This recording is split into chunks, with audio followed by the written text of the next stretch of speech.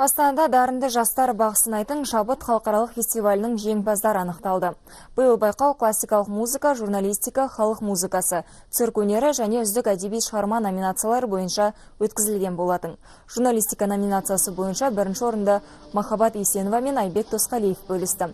Ал публицист Камал Исмаиловтың атындағы жүлдені Нұргүл Алина жиеленсе, халық музыкасы номинациясы Құлқобызшы Әйгерім Аяповаға бұйырды. Осымен 15-ші рет өткізіліп отырған өнер бәсекесіне еліміздің барлық аймағынан және Ресей, Өзбекстан сынды шет мемлекеттерден 500-ге жуық жас өнерпаз қатысты. Бүгінгі мақсат осы бір мәдени орданы келесі жастарға беру.